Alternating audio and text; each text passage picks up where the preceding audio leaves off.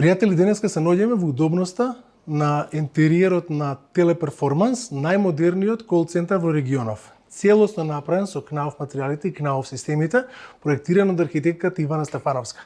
Ќе почекаме и ќе прошетаме малце по објектов. Се гледаме. Добро ти дојдовме во објектов. Добро ни Ивана, се гледавме ние уште последниве години на новиот објект на Македонски народен театар, се гледавме на други објекти низ Скопје.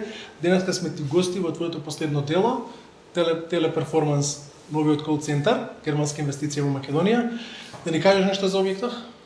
Добро дојдовте во Телеперформанс. Станува збор за модерен и еден од поубавите објекти за работа во Скопјева. Барањата на инвеститорот беа да се добие дом, секој вработен да се добие чувство на дом. Значи да имаме топли материјали, да имаме убав интериер, модерен, млад, бидејќи предпоставува дека млади луѓе ќе работат тука. Младолашки изглед на објектот и најважното од се беше акустиката на објектот, бидејќи сепак станува збор за над 200 вработени кои што ќе работат тука.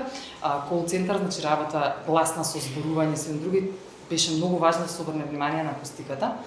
И токму тоа го направивме и го добивме со сите материјали на КНАУФ. Инвеститорот е на крај многу задоволен и добивме еден од поубавите нивни објекти на Балканот.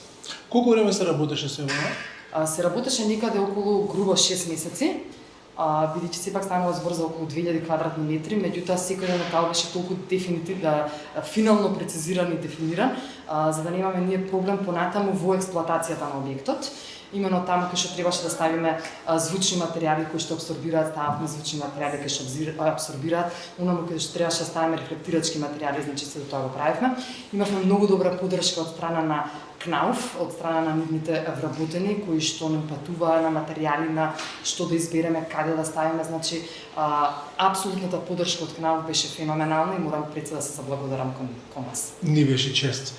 Многу ме интересно кога го гледам објектов, го знам кога почнавте да го рушите, иначе ова е стариот објект на Жито Лукс во Капиштец и го знам кога беше со откорнати подови, срушени зидови, празен простор, многу ми интересно се кога гледам ваков готов. Предизвикот беше многу голем, бидејќи стануваше збор за еден објект кој што беше буквално руина.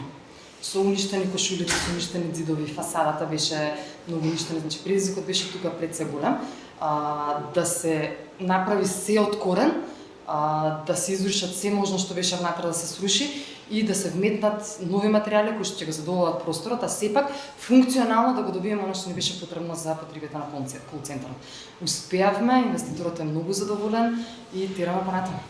Многу ми е мило што слушам. Последно ви прашал, како течеше комуникацијата со изведувачите, монтерите, кој работеше, како ви се движеше комуникацијата? Имавме многу добри изведувачи од страна на гипсарите, бидејќи пред се не било за таа работа. Гипсарите и акустиката што работеа Омега.